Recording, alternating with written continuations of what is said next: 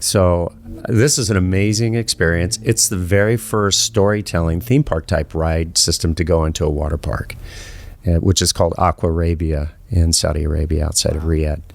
So this is very fascinating. It's very innovative. So we have a worldwide patent on this. We're actually using bubbles to propel it. As a car's traveling on the track, we're releasing air into the car. We capture it. It feeds these two rotors in the back. So we're just using that uplift force of bubbles to turn the rotors, and that propels it. That's amazing. Yes, this is the Mark Haney Show, and we are doing it out in a remote location outside Placerville, I think. Is that where we're at? Yeah, so it's like I was late, so I apologize, but we are here with the Mayfield family. They are Subsea Systems, which is really one of the most innovative companies in our region. And, this is a 10-year anniversary of the Mark Haney Show. And Scott and I were talking about who have been the best guests ever, the best stories ever that have been on the show. We need to try to feature them again. And so we are back here with the Mayfield family. And Jim Mayfield, you are the patriarch of the family. And this is a family business going back. You have the third generation here alongside you. Yeah. And prior to that, was it your dad that was one of the founders? No, it's actually the second generation. Oh, it's a second generation. I was going to say, we do have a third generation because the grandkids, I see one of them is driving the forklift. Okay, I remember there was a third generation. So how old? Okay, so I want to find out about the business, but I also want to make sure that we dive into the family dynamics. I think we were just talking about our family, so we're all family people, and that's one of the things I think that struck me in meeting you and Hannah specifically, and then when I met the rest of the family, I was just blown away by the warmth of your entire family, and I know Mom is not here to be a part of that. She's extra warm. She's extra warm. Okay, so we're going to get the warmth of Dad and 3 kids, and so maybe start off, Jim, if you don't mind. Tell me about Subsea Systems and how it was originated. Well, I don't want to get too many eye rolls because it goes back a ways. But, I grew up in an entrepreneurial family. My father was an inventor. So I was always around that entrepreneurial spirit and, starting things from scratch. Mm-hmm. So it kind of, that resides in you as you're growing up in that environment. So I started working for my father and did that until I was 25. And he passed. And when he did, then I stayed with the company for a couple of years and decided to do something on my own, which basically we had a business in South Africa. We sold. This is back in 1985. Okay. And with that bit of money, we started Subsea Systems. Nice. And our pursuit was submarines. So we were all about the oceans and trying to find ways to get people underwater. And submarines were the first pursuit. So I described you as warm and innovative. Let's talk about the innovation for a little bit, and then we'll bring in the family, or maybe bring in the family to help talk about the innovation as well. But the underwater cars, which sound like impossible, but tell me about the business. What do you do? I think just to sum it up as a mission statement, we're trying to create products to get people underwater, to make the oceans accessible. That really is our mission. And so whether it's SeaTREK, which is our helmet diving system, which we've taken out over 3.5 million people with that product. Oh my God. Or our semi-subs, which I don't even know how many millions, because we have 24 of those of various sizes that we've produced. We just keep developing more products to make the oceans accessible. We want to share our passion for the oceans. And there's no better way to appreciate the oceans and want to feel like you want to protect it and preserve it than to actually enjoy it and see it. And most people never have the ability to go beneath the surface. We always tell people that do SeaTREK, one of the aquariums we're operating in is in Scottsdale, Arizona. And it's only 7 feet deep. But most of our guests have never seen the bottom of their bathtubs, so 7 feet is like the abyss. So we're just really trying to make the oceans accessible, from wheelchair systems to SeaTREK to our subs that we've built over the years, to even our more innovative products more recently, like Aquaticar, which is an underwater driving experience. So Wow. Okay, so I'm going to bring in Hannah to be. She is the daughter, and last time we talked, you were running the marketing side of things, and you were on the show with your dad. I would say, was that, Scott, about 7 years ago? 7 years ago? I know it was pre-COVID. Wow. It was a while ago.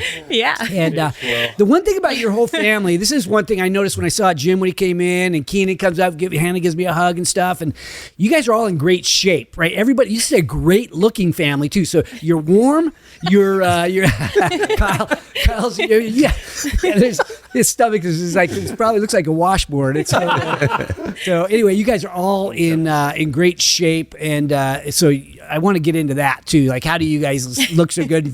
You're so fit. But maybe tell us about the customers, and your dad alluded to it a little bit, the types of people that are using your products, or where we might all be able to go when we're on vacation or something like that and experience the Subsea products. Yeah, so really, honestly, it stems from our family and how much time we enjoy spending together. And now that my brothers and I have kids, there's 6 grandkids total now, and so we like to do things as a big family. And so all of our products, we try to design them for a wide demographic. So from grandparents all the way down to grandkids, so that the whole family can do it together. So Jim, my dad, mentioned SeaTREK earlier. Minimum age for that is 8, and we've taken all the way up to 96 years old, which is, wow, for an underwater product to take that broad of a demographic is unheard of. So is that the SeaTREK? Is that the car thing? That's our helmet diving. That's the helmet. I tried to lift up that one helmet and waited. They're heavy, yeah. Yeah. So it's an underwater walking safe, program. Though. You put that on. The 90-year-old person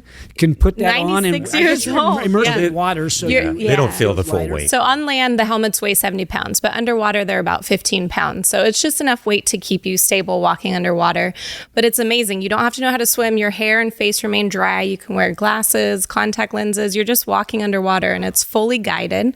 We do it in aquariums and open ocean all over the world. Mm-hmm. And when you say all over the world, your dad touched on something in Scottsdale, Arizona. I know you do a lot of business with cruise lines, so you can go while you're on vacation and make that one of your experiences. Yeah. How does that work, and who are these customers? The Caribbean is our largest market, and so those are shore excursion providers. So when cruise lines go to the various ports of call, in Cozumel, St. Lucia, St. Thomas, when guests get off that cruise ship, they want to do something. And so SeaTREK is an activity that they can sign up to do in those ports of call throughout the Caribbean. But we're also in the Middle East, we're in China. SeaTREK is all over the world. So it's a revenue stream for the cruise line in that scenario. It is. They sell the activity. Okay. And now we were also talking about movies. So you have some of your products that are in movies. Yeah. A lot of movies, like Disney movies and things like that. I think we should let Keenan take that, because he's usually on set for those. What's this about, Keenan? I don't know why I've been the guinea pig for so many of these different productions, but yeah, so we've... It's the mullet. He's recognizable on set. Yes. Easily avoidable. So SeaTREK's been featured in a number of different movie, television productions. We've been on the Discovery Channel. We've been on The Bachelor on ABC. Are you a bachelor, by the way? No, Lord, no. Yes. Everyone's married. Yes, Look at the rings. Married, Okay, children. Everybody's very, very happy. Love you, babe. Because I'll probably get some calls on this after the show. I want to make sure I, don't forget your wife. Yes. Shout out to all of our spouses, incredible partners. So most notably and most recently, we were featured in the latest and the last season of Stranger Things on Netflix. Wow. And we were in the first season of Stranger Things as well. Coming soon. As well as what Jim was describing. I'm not sure if you can catch it in the background there, but also in a new Hulu series, which just came out, I think last month or the month before, called Washington Black. So that was a Disney production. Okay. So another really, really cool that's TV a series, though. So Correct. that'll be it's a miniseries. Is your product going to be used in on one episode, or is it over and over, like part of the theme of the show? I think it's in episode 5. But they do some flashbacks with it. So most of the features with that are kind of spots, not necessarily featured in multiple episodes, both in Stranger Things and I believe with Washington Black as well.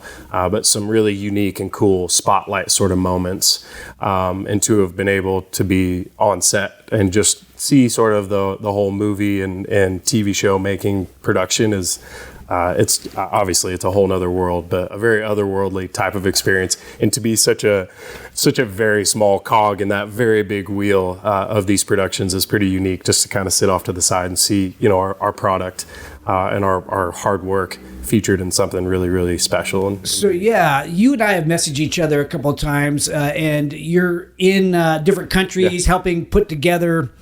I don't know exactly. What do you do exactly? I know it's not just movies. So you're out like putting together the products and making sure that they get assembled on site correctly. Yeah. Okay. So a lot of my work is emphasized on doing field work and all of our field operations and installations.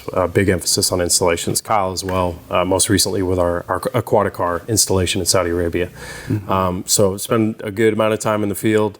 A lot of different countries, a lot of different places, installing our systems and training our staff, getting them up to speed on operating this equipment. We've all spent way too much time in Saudi Arabia in the last year. Yeah, right. Okay. So obviously there's an appetite, and there's I suppose there's the financial resources to use this kind of stuff in resorts out there. It's just innovation. Saudi is they have this Vision 2030 project that is publicly funded, and they're really trying to become the international tourist destination for the Middle East. Okay. So they have the 2032 or 2030 World Cup games. World Cup. So between parks and family entertainment centers and resorts, it's extensive throughout the entire country. Yeah. It's billions of dollars that they're spending right now to create tourism, and also for their domestic consumption. Everybody leaves Saudi when they want to go on vacation. They go to Dubai or London or Orlando. And so they're trying to actually create destinations for their own 40 million, domestic. So all four of you have been going out to Saudi Arabia. Oh, yeah. Kyle, you go out there too. You're part of putting it all together. Kyle's Get ready to go again. You're going again? Yeah. Kyle might as well get dual Next week he's out citizenship here. at this point. Not that they would let So him. what's that? Now tell me about that in terms of like you're out there in the field. You all have families with children. Do you have to FaceTime? FaceTime. So they don't get to go with you on those No, trips. I mean, we just did a family trip. We were just in Spain, and we took our spouses, and we did that similar trip. It was a trade show trip that we've had the opportunity to take spouses and children with. Not me. Yeah, Somebody had to they'll get older. Somebody had to hold down the fort. Yeah, exactly. But no installation trips. No, that's How would you describe your role? What do you do besides the installation trips? What do you do around here at Subsea? bring stuff to fruition. Yeah. The devil's advocate, I guess, Okay. or the voice of reason. So when my dad is dreaming up products, then Kyle's the one that has to make them a reality. So he has probably the hardest job. Well, Do you just, have the engineering mind too? He does. Everybody does? Yeah. Okay. Yeah, Just- we all do. just to help Kyle, he oversees engineering and production. So he's got a big task. Yeah. So, But then Aquaticar, that's been my project really. So I'm coming up on my 6th trip this year for Saudi, not to mention other trips last year. And prior to that, we've been spending a lot of time there setting up this new ride experience and product for us. So it takes a lot of, just time there on the ground to get everything dialed in. Well, let's talk about the products in more detail, how the design and that kind of thing. We walked through the facility here outside of Placerville, and I was talking to Jim, and they're saying that you guys source and make a lot of this stuff right here, and so you're driving the local economy because you're using or buy American. local stuff. Yeah. Yeah. Our needs are so unique for the components that we use, and we have very specific requirements for our environmental factors that we have to deal with. So getting those parts that we need, and because we're not a large volume producer of products, it takes really specialized people to work with. And so we've been really fortunate. Even within our own business park where we operate here, I have suppliers that we work with, and machinists and whatnot, that help get our parts to us in a timely manner and to the specifications that we require. And then it's great because when we do have not necessarily issues but follow-ups and whatnot, we have great accountability for that. So we've got people that we're really close with, that we work hand in hand with in that regard. That I think the big thing though is we are a committed Buy American company. Yeah. So buy American products, and we try to produce locally. And it takes a lot of effort, and also it's more expensive. Yeah. And nothing that we do is off the shelf. Yeah, like I showed you the wheels for Aquaticar. You make your own wheels. You reinvented the wheel. We reinvented the wheel. Yeah, That's it's crazy. amazing. Okay, Hannah, give me a story of a customer experience that really touched you or touched one of the family members that was like really inspiring. I mean, this was more firsthand. Keenan, he's probably going to be mad if I take No, his you tell it because I'll experience, start but crying if I I tell know. it. It's So been all we- these years. Yeah, I want to but- see that. Yeah. No. So for Yeah. our SeaTREK, our helmet diving program, in more recent years, we've developed, it's called Adapted. So it's an underwater wheelchair. So it's guests with limited mobility can actually do SeaTREK with friends and family. So they're in a custom wheelchair that's either pushed or pulled with safety divers underwater. They're wearing the SeaTREK helmet and they're actually with friends and family on the tour underwater. And so Keenan got to do one of the inaugural very first tests of this underwater wheelchair in Mexico with a woman, Anita. She had been in an accident and honestly hadn't 25 been years prior. in more than a bathtub. And so for her to go underwater with her husband, it was life-changing for her. Yeah, it was So amazing. she was a full quadriplegic and hadn't been submerged in anything more than a bathtub in over 25 years since her accident. And so, we were able to get her in our custom underwater wheelchair, in a SeaTREK helmet, and through a beach entry descent was able to cruise underwater with her husband walking alongside her with our safety staff, and take her on a full, a very real and full underwater tour, very much like what anybody else walking doing our normal SeaTREK tour would be. Yeah. I'm sure she was touched, but what did her husband think? He must have been like to see your wife. He thanked me. In fact, he kept writing like she passed, and he would writing year after year to say how much that changed her life. So it was really I saw him later that day after that experience, and he said in 25 years he hadn't seen her that happy. yeah.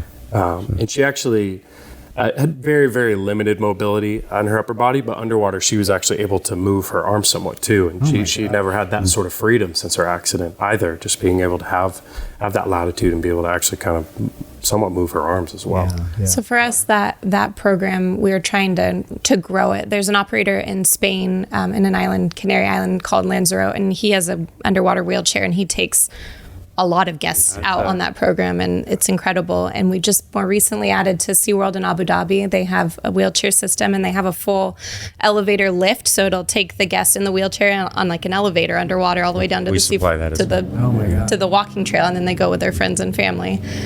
So we're growing that program. Last year we won an award at an industry event. We're members of IAPA. It's a big attractions industry, and we were recognized with an award they call the Impact Award. And so it was the product on the show floor that they felt just resonated and had the most impact in the industry that year. And so that was our adapted SeaTREK program. What's the biggest challenge that you guys have had in terms of innovating product and product development? Because you're manufacturing. You've obviously, Jim, you've been doing this forever. You guys have been helping and working on this for a long time. But there's got to be times when people ask for something and you have to like solve this new problem. What's been the most difficult problem? I feel like we create our own problems. I think Kyle needs to start by answering. We have a pretty high level of expectation for ourselves. So it's not just finding a solution to the problem, but then it's taking it to that level of our own expectation and performance that we want out of it. So oftentimes we have to look outside of our industry to get something even relatively close, unless we're completely making it from scratch, to find solutions to. That's the biggest challenge. Is these everything problems. we almost have to create everything. It's Sometimes we can come close, but oftentimes it's not made for Underwater. material Water. suitability for the environment, or Water's we're a in tough high, one. UV, all the sunlight we're in as well. It's a really tough environment to So operate. Go ahead. Oh, I was just going to interject and say one of our latest is we're working with a gentleman who patented this. It's called a bubble pulse gun. So it shoots O-ring bubbles underwater. And so we wanted to use it and apply it to some of our products underwater to gamify different activities. But when we got the product, then we started tinkering with it and realized, well, we could enhance this and make it better. So now we've completely re-enginered and redesigned 2 years it later. from the ground up. 2 years, It's 2 gonna be years later. amazing. Yeah, and I mean, we have the exclusive on it, but 2 years, and I don't know how much, I don't even want to know how much we've spent on this engineering wise, but it's innovation, and we're trying to bring all this really exciting new innovation, and being underwater is just really a challenge. So that is our biggest challenge is, we're having to create everything. Is there a product roadmap, or do you have like 100 ideas that are sort of like, well, not now. We got to sell what we can duplicate, I guess. I don't know, Dad. What did you dream about last night? It costs money to invent it. It does. Absolutely. It does. And we've self-financed everything. We're a debt-free company. So I think I don't sleep much. That's probably one of the big issues. And You work out, though. We'll get into that, though. I can tell you just get up and work out. You can't sleep. I guess so. That's probably true, too. I think that's the stress relief. It's family, it's your business, it's your health. It's those three juggling acts. But we have new products we're working on right now. A lot of it we're doing in collaboration. Mm-hmm. So we have this latest product, which I don't know if you've seen these cable parks that tow guests doing wakeboarding. Oh, yeah. I've done that before. And skiing. Yeah. So the primary builder is out of Germany called Rixen. Okay. And I've had this concept for a few years about a towed snorkel experience. So it's using a foil wing. It's like ailerons. You can steer yourself underwater, and you're being towed At what about speed? less than a mile per hour. Okay, so you go nice and slow. Yeah. Nice and slow, but it's a whole themed trail that now you're just holding onto this wing, this foil. Is it virtual reality? No, it's real. Because one of your products is a virtual Yeah, one of reality. them. You Yeah. put the mask on and go in a pool. Right. Yeah. No, this product, there hasn't really been that much innovation in snorkeling since snorkeling was introduced. I mean, latest would be maybe the full face snorkel masks, but beyond that, we haven't really seen much innovation in that activity. And so we're calling it Snorkel Drift. It's basically turning snorkeling into a fully themed ride. And so guests will go through this themed environment, storytelling, really a lot of excitement. Okay, so they're like swimming pools or man-made lakes. They're like lagoons, that I've yeah. seen, yes. It's And so then freshwater, saltwater. inside the lake, there's the themed stuff is Yeah. put in there, so you get pulled alongside something inside. So you'll be seeing,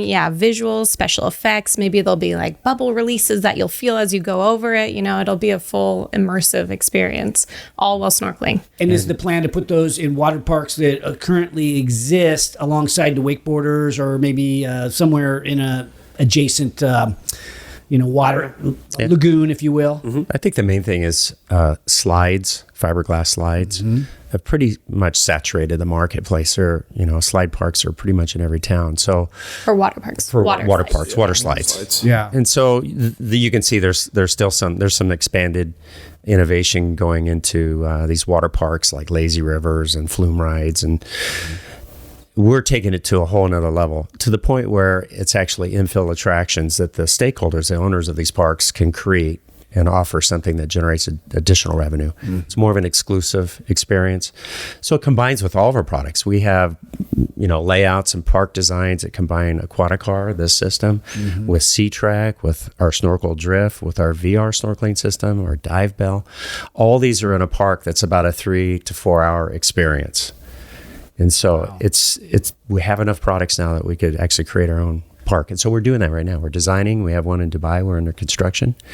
And we have more that we're getting proposals out. You're creating your own park. It's the section of a water park that has an exclusive area that is our products. And we design the layout of it. And it combines our VR snorkeling with our SeaTREK system and a snorkel trail. So there's all kinds of things they can do. It's not just one option. There's several options because you have a lot of product. And it's premium, so it's a premium charge for the guest, but it also feels more exclusive because it's limited capacity. And do your clients want exclusivity? Like, let's say one. Not really. They're not asking for that. No, they don't really ask for that. We don't offer it. Yeah. It's just, Well, it's not like I have traveled a little bit, not a lot, but I've never had it offered to me before, other than texting, I think, with you back 5-7 years ago. You have a product that works in Cabo, I guess, that SeaTREK. you were saying, hey, I can help you get this in Cabo because I go to Cabo all the time. But other than that, I've never really had anybody try to sell it to me. Yeah. I guess I am not hanging out the right place. It could be. You're more of an independent traveler, you know. It's when you're on these organized cruise ships. Okay. They're really pitching the shore excursion desks on these cruise ships are pitching shore excursions prior to arriving to the ports. Gotcha. So that's where they sell It's SeaTREK. predominantly in the Caribbean because it's got the right weather for being in the water, the warmth of the water, and so on. Exactly. It's perfect. Yeah. Yeah, I mean, we're in aquariums. I think we're in nearly 20 aquariums worldwide. So those are year round. Wow. And that's just allowing guests to go beyond observing from the dry side of acrylic windows. They're actually getting into the water, doing this immersive interaction, which from a educational standpoint, and we're more focused on entertainment, but we really like the approach that you can educate through entertainment. Mm-hmm. It's much harder to try to entertain through education. So we just sort of inverse the approach. How fast is that underwater cargo? This system we have in Saudi Arabia is about 5 minutes underwater, and it covers about 315 feet. Okay, so you're going 2-3 miles an hour. It's almost like if you were comfortable walking. That's 70 feet per minute. Okay. It's really it's like a slow walk. And it's on a track, so you can't steer it wherever you want. Well, it's not affixed to the roadway though, so it's independent and it can move between the confines of the track itself. Yeah, it's not actually physically. Sort of like Autotopia at Disney. Mm-hmm. Yeah. You steer within the track, but not outside of it. Yep. It's curbed. Gotcha. Okay, I want to go around. What is your favorite, I guess I was going to call it a ride. What do you guys call it? Not a ride. Of all of our products? Of all your Products? products, yeah. What's your favorite product to use? man. Yeah, your favorite experience out of all your products. Do you have some that, like one that's like your best?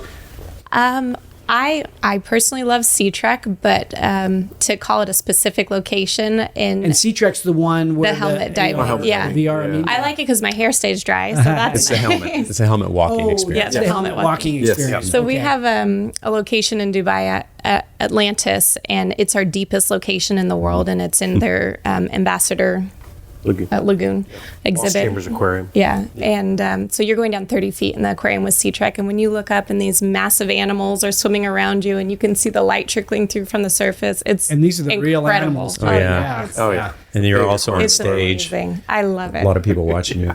Yeah. Okay. I'm biased towards SeaTREK too. SeaTREK, yeah. Yeah, I mean, we have so many amazing locations too, and each one is very unique to itself, whether it be open ocean or an aquarium environment. The marine life, the operator, the staff. There's so many factors to our SeaTREK locations that make them very special and very unique. A lot of them have to do with the staff too. We always tell our staff that they're about 90% of the tour, just in their interactivity, how comfortable they make guests feel, sort of the Are entertainment they in factor the of it. water with the Yes, they are. clients, and then there's Exactly. communication between helmets, or no? So we No. use hand signals Hand signals. underwater. Oh, okay. Yeah. Yep. But there's the there's the briefing before, and most of our guides are local. They're from the area, so they kind of bring a different element or angle to it, that they're not just brought in professionals. They're actually part of the Right. community, and they are sharing their own beautiful world. What's your favorite one, Jim? Well, I have to say Aquaticar. Okay. Because this is our latest. That looks and like it's my speed. Utopia, the Utopia of Disneyland. I can drive that one. I tell you what I love about it is the fact that you can share that experience, like with your grandkid. Oh, two people it's go in two a people car. on it. SeaTREK, it's one. It's a helmet. It's individual, so you're not really able to communicate with each other. You can The see. age limit on that 9 as well. This is like 5. It's like a theme park ride system. It's a certain height limit. So this is an amazing experience. It's the very first storytelling theme park type ride system to go into a water park, which is called Aqua Arabia in Saudi Arabia outside of Riyadh. So this is very fascinating. It's very innovative. So we have a worldwide patent on this. We're actually using bubbles to propel it. As the car's traveling on the track, we're releasing air into the car. We capture it. It feeds these 2 rotors in the back. So we're just using the uplift force of bubbles to turn the rotors, and that propels it. That's amazing. Kyle, okay, what's your favorite one to experience? You probably Yeah. have a favorite one to make, or your favorite Yeah, one I to know, experience? right? Well, That's my favorite. I don't think that's his favorite right now. Yeah, right. Yeah, I'm getting tired of looking at that one. No, not really. I mean, this one brought a ton of just pure satisfaction and getting, really, that was a soup to nuts development, build, install, and get operable. So that's been really special, really unique. SeaTREK's a lot of fun because my kids are able to experience it, and obviously in the family environment. I mean, just my daughter in the swimming pool, at home is an absolute riot. She's quite young. How old is she? She's 5 now. She started at Slightly 3. underage. 3, yeah. It's a little underage. Special for us, but- circumstances. She looked like of just the like home a swimming pool. Spaceballs, like Rick Moranis walking around with this giant helmet on. And you don't do any sales to the general public, though. So you don't like if somebody wanted to buy one that was Well, we've wealthy. Done outfitting. Yeah. Okay. Yeah. We actually Outfitted sold some yachts. What's kind of interesting, Okay. Yeah. this Aquaticar system was chosen by the Crown Prince, and he also has one of the world's largest yachts, which has SeaTREK on board. But we had put SeaTREK on the yacht before he had acquired it. Yeah. Interesting. Interesting, the people of influence that you have in your life. We never meet him though. Oh, okay. It's like, well, they actually said, I guess MBS wanted to be there for the first ride on the Aquaticar system. It has a soft opening coming at the end of this month. No pressure. Yeah, and the project manager said, Jim, you're going to be here when Kyle's the gonna Crown ride Prince it is with going to him. do it. I'm thinking, no, I'm not. I'm not going to be there for that. So No, please don't. Okay, so we've talked a little bit about innovation. We've talked a little bit about, one more thing on the marketing side. So I know that you've done trade shows, or that's something that you do on some kind of regular basis, but how do you attract customers and, grow the business, build the business?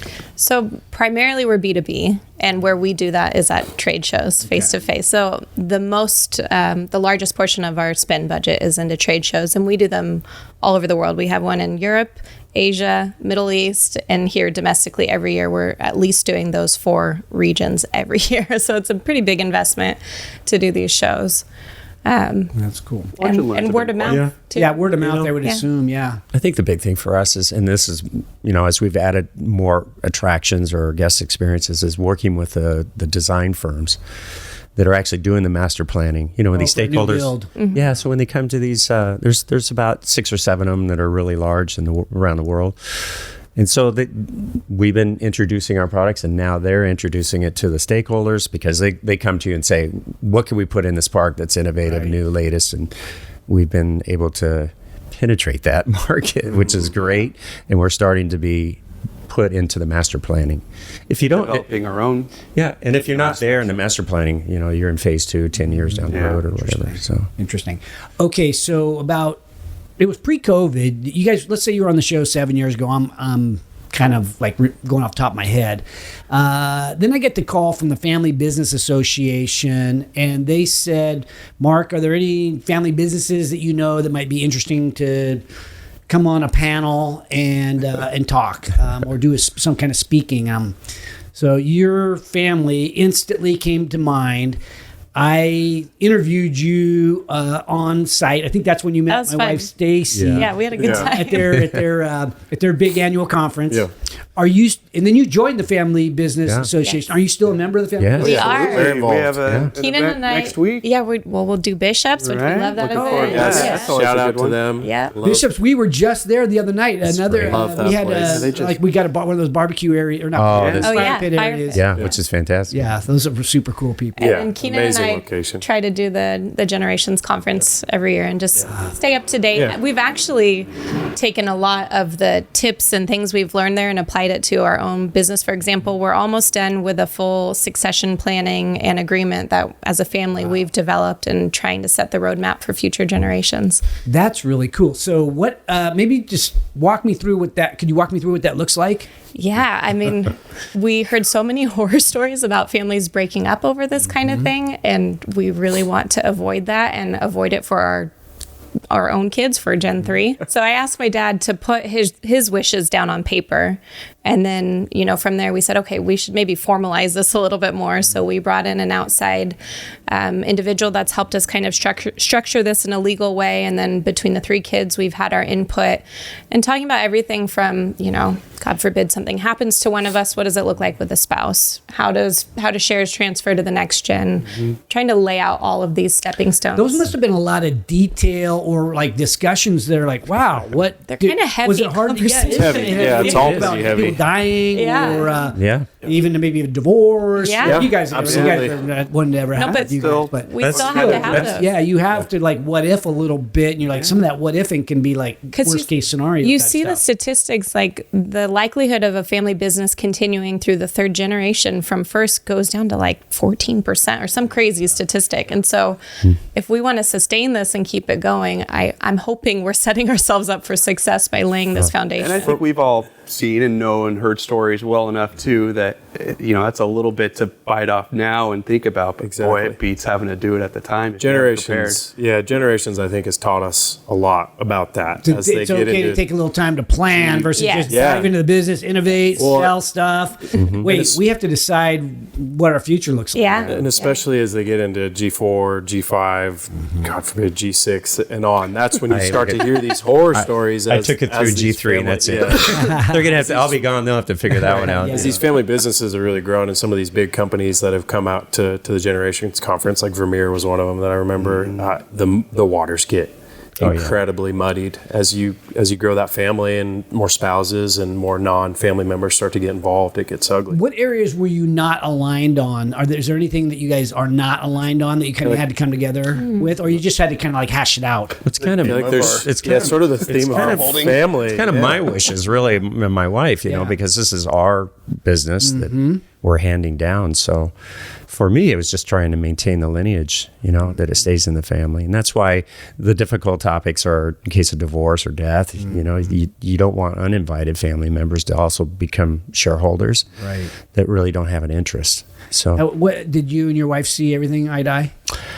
She kind of deferred to me, and then I obviously through generations we deferred to experts who could guide us through it. But it is complicated, and you got to talk about it. It's like it's like planning for a divorce. I guess you need to anticipate that a little bit if things aren't working. Yeah, especially harder after the something fact. That's going so well. Yeah, it makes so much sense to preserve it. You talked about entrepreneurship. This is an entrepreneurial company, and is that part of that can get lost in generations where the 3rd and 4th generation just don't have the entrepreneurial mindset. Maybe they had a lot given to them and those kind of things where you didn't start from scratch, and then, somebody else is, maybe, feel entitled, right? You don't know how people are going to feel when they've, just got out of college or something. They may come out, feeling like they're entitled. The grind can get lost. Yeah. It's a different perspective too when you're building a company to sell it versus building a company to preserve it. That legacy mentality is much different than thinking you're just going to build to sell, do a quick turn. Yeah. And so my thought has always been, how do I come up with or work with these guys to come up with more long-term legacy projects that have legs that can go for 10, 20 years. So that's what we're doing. I mean, we're really creating products that, for instance, SeaTREK, we started in 1999, and it's gotten stronger and stronger. Our operations are getting bigger. Yeah.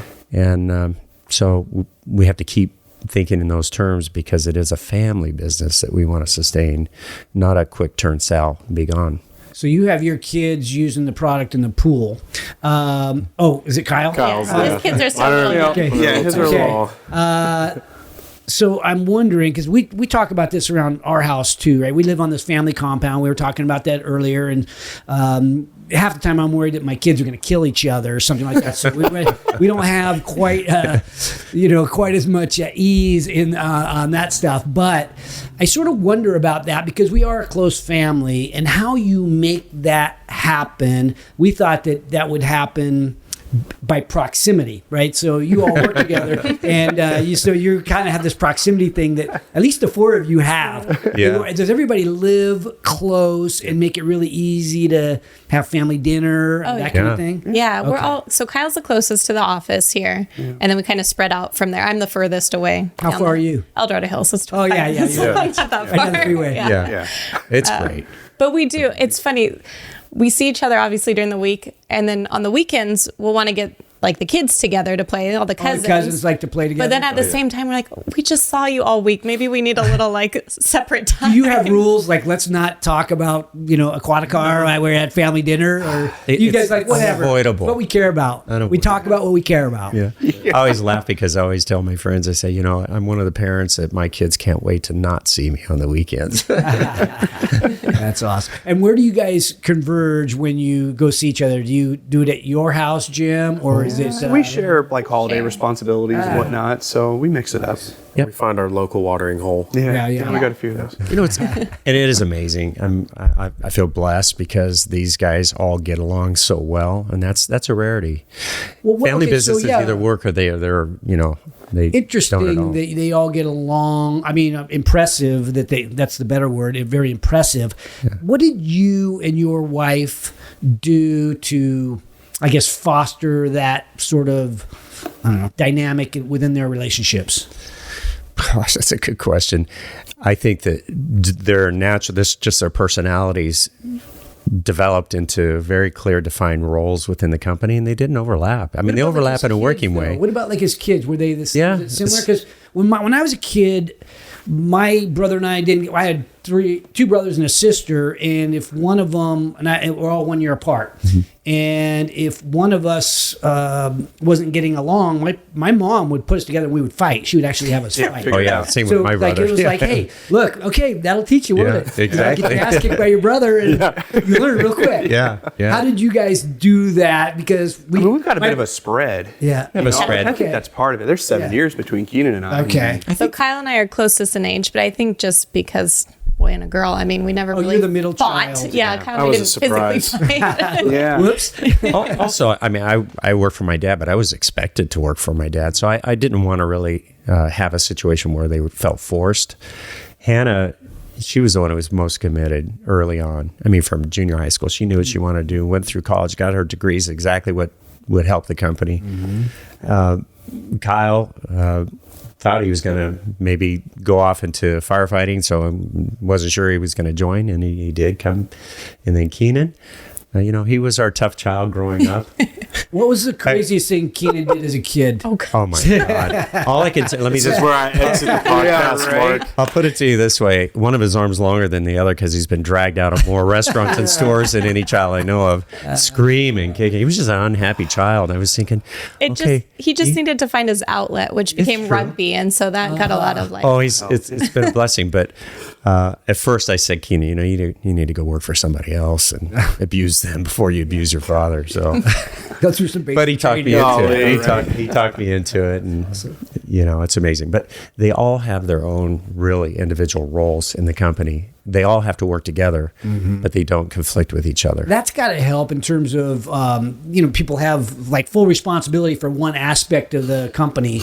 That's got to feel good. So you have to work together, but you maybe not. It doesn't lend itself to disagreement when you have your own stuff that you have to handle. Yeah, exactly. I think that's.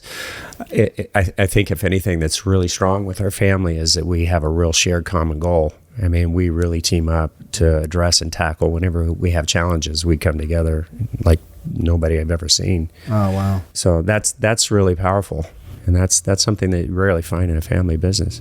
I think a lot of that too stem though. I mean, because we all are pretty independently, capable people, but that's always kind of been how we were brought up and the expectation. If you have an issue, figure it out. Who was tougher on you, mom or your dad? Mom. Well, I know. Well, Mom. I was the one traveling a lot. Yeah. So I come home and it's like, yeah, Dad's home. And I was just there. She's a strong She woman. wasn't the type of one that says, wait till your father gets home. She's I'm handling this. Yeah, exactly. Yes. Honestly, I think any well brought up and well organized family that probably you're your own worst person, right? Because you understand the consequences you just unleashed on yourself. So You should. yeah. Mom knew how to put down the hammer. Now, when you got in trouble as a kid, like what would be a consequence? Like, what's the worst consequence you ever got into? I got grounded for a whole summer one year. Oh, Wow. And I was Good, in man. like 8th grade, which, Man. yeah, I don't have any excuses. But I remember it was, one for you, Keen. You must have said a swear word or something. And Mom didn't have a bar of soap to wash I his can mouth close out. my eyes. No. And, So and she had picture pump this. soap, and she pumped soap into my mouth. that's great. That's legal, right? That's Yeah, I think so. Hey, those are lessons. Yeah, those are lessons right there. I don't It's know. We would ingrained get- in my memory. we would get grounded, and I don't. Yeah. They were pretty good. yeah. They were pretty good. I mean, there was no really. I think that starts, and you guys are probably going through this now with your kids. A lot of that starts at the very youngest ages, how they Yeah. have to deal with, when they fall down and get hurt, and figuring it out, that kind of thing. And I think, like you, Mark, too. I think the key to raise kids where they have a great responsibility and appreciation for life is keep them busy. Work, do things, show them how to do Sports. things. So between sports and I was always a do-it-yourself around the house. These guys are always helping me. It was just constant. There was no downtime. They never were into playing video games. So Okay. I think that's probably one of the keys is just the fact that we are very busy. We had a Busy busy and life, always productive very types. productive. Productive. Yeah. Yeah, because you can learn a lot. You mentioned sports. You can learn so much through sports around Yeah. resilience and so on, sportsmanship, obviously. And Keenan was a rugby player. He was an All-American for ASU, and there isn't probably a sport like rugby where it relies so heavily on the team. Yeah, that's a rough sport too, isn't it? Yeah. It definitely teaches grit. Yeah. I've been to the emergency room a couple of times. Yeah. All American at ASU. ASU's a party school, though, huh? My son went there for 1 Yes, year. Mark. Yeah, my son went there for 1 year. Do continue. And, then he joined the Marine Corps after that. So, yeah, There you go. Maybe I'm not. Maybe I'm getting into this. He partied hard, and Yeah. then he got hard in the Marine Corps, man. For sure. For Yeah, sure. it's a good time. It still is. I love it. Okay, so I promised to talk about fitness. I see Jim when I walk in. I'm like, okay, how old are you, Jim? I'm 67. Okay, you are ripped, dude. I mean, 67-year-old man. I was going to say you're we go. maybe 60. Okay, so if you're watching, this is where you got to watch it on YouTube. If you're watching, listen to this on a podcast, you need to get off of this and go watch this on YouTube. This guy is like a specimen. Mark. I know. I'm sitting here going, damn, I forgot. It's been a while since I've seen you. And so, yes. You're going to started coach the sweating, Sydney man. Sweeney moment out of him. Careful. But the whole family's in shape. The whole family's attractive, in Wow. shape, all that. When you- What's the... Chasing grandkids all the time. Yeah, okay, that keeps Well, you we young. work a lot. I mean, Yeah. We do. we've got property and stuff, and it's just shoot. Yeah. Now, you say property. You guys each have different. Obviously, you don't live on the same property. Right? Yeah. No, that would be a goal, though. Is that I know. For me. Yeah, like mentioned you. that. We'd love to You get guys should come over and check out all our, know. Yeah. things we See it. love, and Twist the arm, There's Mark. my wife's sitting over here. There's nothing we would do different, is it? It's the were most Stacy. magical place on earth outside Disneyland. Are Or you- outside your stuff in Dubai. Are your Dubai. kids on the property as well? Yeah, the kids are on the That's- property, that's what- 7 grandkids. And so a great night for me might be something like we're having a bonfire similar to what they have out at the pumpkin Yeah. patch. Yeah. And, the grandkids come down, and my wife and I are down there throwing fetch to one of the dogs. Love it. And Sort then of everybody trickle in. starts coming trickling in Yeah. and, making food over the fire and all that. I mean, that's a dream. Yeah. Our challenge has been, do we stay in California? We feel like that. Unfortunately, you hate to think that you're thinking outside of California, but I'd love to get a big piece of land and centralize the company and have the properties around with all of us together. Would be great. Sure. And my kids, with their kids, they're committed to living here and raising the kids here Yeah. with their situation. So we're probably not going anywhere. I don't think and we I are grew up either. here too. We're fifth generation California. Oh, okay. So I think we're here. I think is there a party? So I had Kelly Brothers on the show. You guys know who that Kelly, is. yeah. that's awesome. And he was, he was talking about people leaving California and, all the reasons why you might want to do that. Right? And I pretty much said, I'm here to stick it out and make it better. Yeah.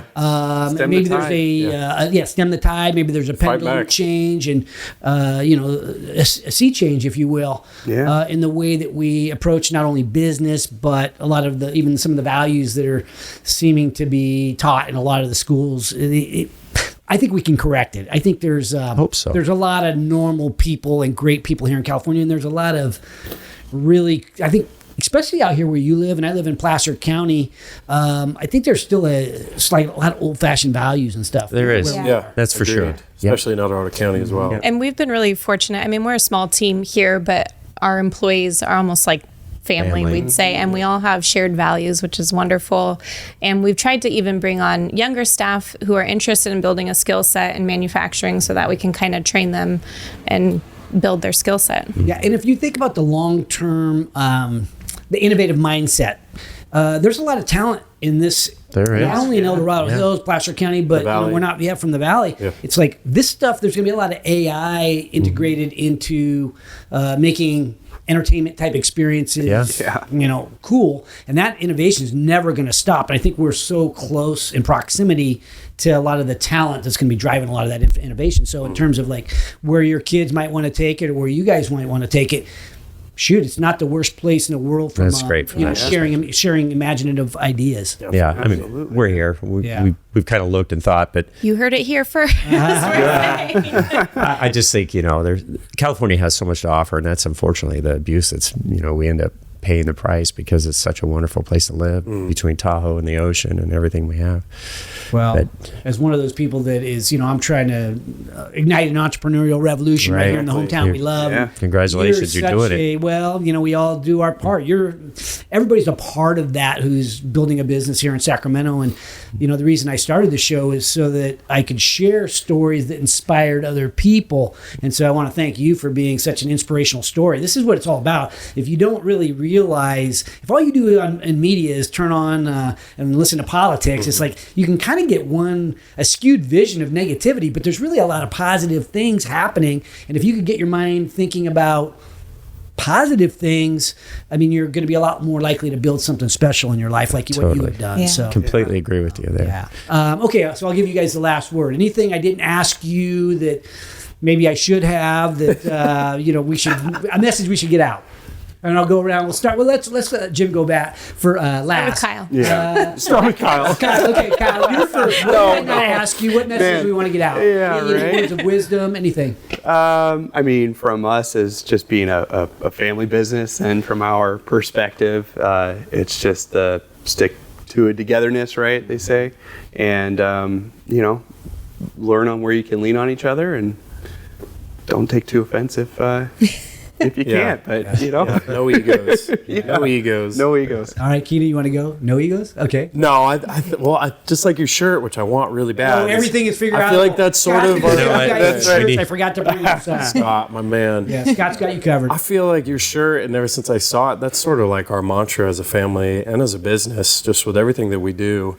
Everything is figure outable, whether it's, our own individual families, our collective family, and our business.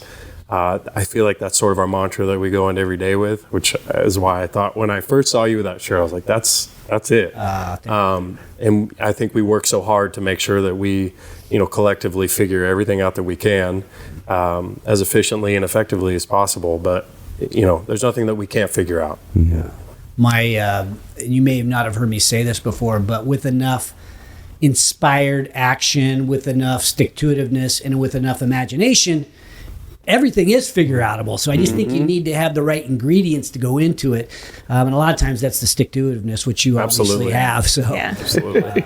I think just hearing your responses made me think kind of on the other side of the spectrum is to always have fun too. Sometimes you can get so weighed down in the day to day, but here we try, even working through that, we also try to have a lot of fun. Like we prank each other all the time. We have a lot of jokes. We laugh all the time here. And it just brings some levity to it. I mean, that's what life is about. You should have fun. And so we're doing that And I every think day. that's a big part of our family strength. We We laugh. We like to laugh. We laugh a lot. We laugh away a lot of problems and struggles and tough situations we can work through with a little bit of laughter. Makes it a lot easier too. I provide a lot of fodder for that. Kyle's usually good with the quick responses and the one-liners. Oh, okay. Okay, so how about we give you the last word, Jim? Gosh, I think, and as an entrepreneur, in business, it's easy to be weighed down by the challenges, the negatives, and a lot of people can't handle it. They walk away from it. And I think for us, it's just been this determination of just keep moving forward. I always tell the kids, I don't have a rearview mirror. You can't. You have to live looking forward, not looking back. And that's really what we focus on. So, I mean, if there's a message, learning from any mistakes, in that yeah, sense. but you just can't dwell on it. Yeah. It can't consume you to the point where if you fail to keep progressing forward. So, as maybe a message in business, as like we're in similar businesses, being entrepreneurs is challenging. It's very easy you could see easier ways to go about life possibly. And I love the fact that we've created something that's not only making our guests, the people who are participating using our products, happy, we're exposing them to a thing that we have a lot of passion for, which is the oceans, but we also have a lot of people working for us. I mean, if you look at our guides worldwide, we have 400 or 500 guides that are just on SeaTREK alone. 500, I think. And so we're providing employment around the world. And in some of these Caribbean islands, we're actually taking kids who are, basically net fishing small fish off the reefs and destroying the reefs and taking them off that, teaching them to become a SeaTREK guide. Now they're out there, they're preserving it, they're talking about it, and they're telling their friends, don't do this. This is part of what we're trying to show, this underwater beauty. So there's a lot of real big pluses from what we do, and it gives us a lot of satisfaction. I love it. Fills the cup. Yeah. Well, this is the Mayfield family, Subsea Systems, one of Sacramento's gems in terms of entrepreneurship, and I think in terms of just a business and a family that we can all look up to. So thank you. Thank you. Thanks, Mark. Thank you. Appreciate much. Thanks for watching today's show. My goal for every episode is that you find a takeaway, something tangible you can use in your business today. And if you have a comment about a favorite takeaway, feel free to put it in the box below. And if you have a topic that you'd like me to bring up on the show, don't forget to let me know. And also, don't forget to subscribe to our YouTube channel if you want to learn more about entrepreneurship. Because at Haney Biz, we are always by your side.